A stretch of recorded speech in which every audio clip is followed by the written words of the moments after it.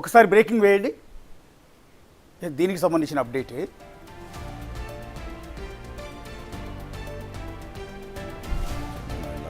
Yes sir, కశ్మీర్లో 75 మంది టెర్రరిస్టులు యాక్టివ్గా ఉన్నట్టు అంచనా వేస్తూ ఉన్నారు.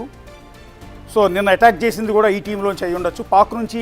పాకిస్తాన్ నుంచి 115 మంది టెర్రరిస్టులు వచ్చినట్టుగా ఐడెంటిఫై చేశారు. సో ఇండియన్ ఆర్మీ కూడా అదేవిధంగా పాకిస్తాన్ నుంచి 115 మందికి పైగా టెర్రరిస్టులు చొరబడినట్టుగా భావిస్తోంది.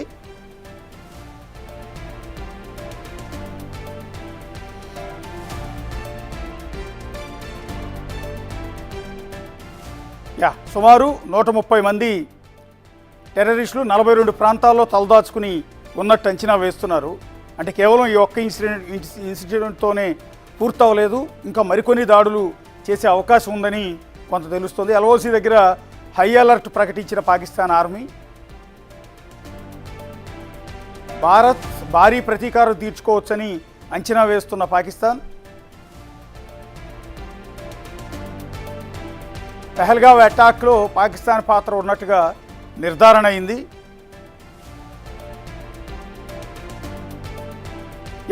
POK కరాచీకి లింక్ అయినట్టు కనిపిస్తోన్న డిజిటల్ ఆధారాలు.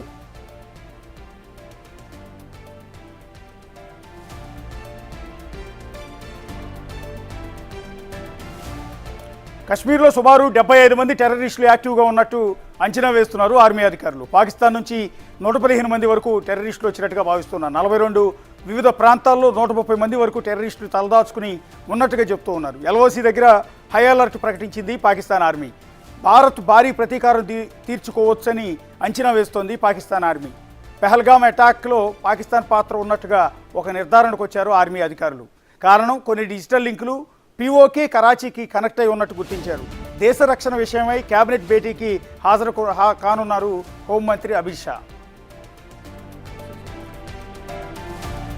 ఎస్, అది టోటల్గా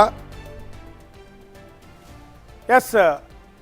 ఇప్పుడు ప్రస్తుతం 130 మందికి పైగా టెర్రరిస్టులు భారత్లో ప్రవేశించినట్టుగా, చొరబడినట్టుగా కొంత కీలకమైన సమాచారం అయితే అందుతోందో. ఒకసారి కన్క్లూడ్ చేయండి సార్. మీరు చెప్పిన అంకెల ప్రకారం కూడా మనం చూస్తే గ్యాప్ గురించి ఎవరు మాట్లాడలేదు.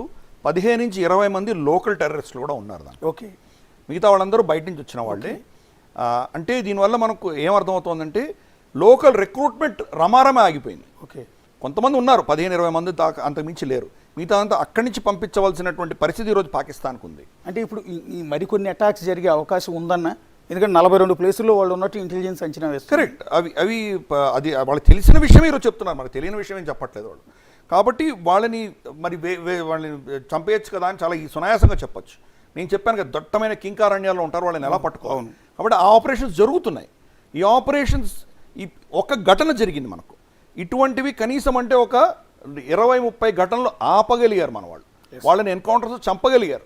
ఒక ఘటనలో వాళ్ళు మిస్ అయ్యారు. ఓకే, కాబట్టి దీని గురించి ఇంత చర్చిస్తున్నాం. కానీ మన ఆర్మీ, మన పారామిలిటరీ ఫోర్సెస్ అద్భుతంగా వీళ్ళని ఎంత ఆపగలుగుతున్నారన్న విషయం మనకు ఎవరు చెప్పట్లేదు. కాబట్టి ఈ అంశంలో భారత ప్రభుత్వం రియాక్షన్ తప్పకుండా ఉంటుంది. కఠినమైనటువంటి చర్యలు తీసుకోబోతున్నారు. అది ఒక ఎత్తు. రెండవది, 1000 మంది చనిపోయినా పాకిస్తాన్ సైన్యానికి, ISIకి ఏం పట్టదు. ఎందుకంటే ఒక ఫ్యాక్టరీ ఇంకా తయారవుతారు అక్కడ.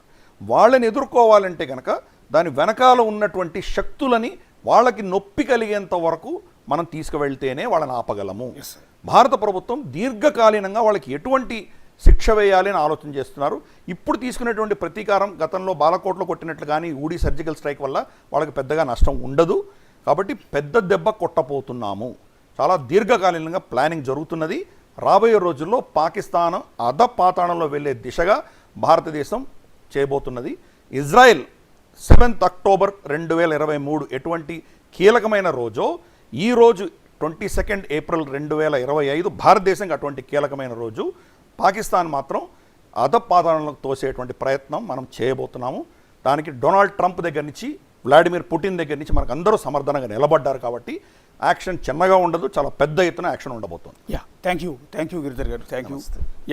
అది సో ఇప్పుడు జరిగిన ఘటన తర్వాత ఖచ్చితంగా భారత ప్రభుత్వం రివెంజీ తీర్చుకునే అవకాశం ఉంటుంది. అందుకని భారీ ఎత్తున అటాక్ ప్లాన్ చేస్తున్నారన్న విషయం నేపథ్యంలోనే పాకిస్తాన్ కూడా అలర్ట్ అవుతుంది. అందుకని ఎల్ఓసి దగ్గర హై అలర్ట్ ప్రకటించింది. బహుశా సైన్యాన్ని వాళ్ళు కూడా సిద్ధం చేసుకుని ఉండొచ్చు.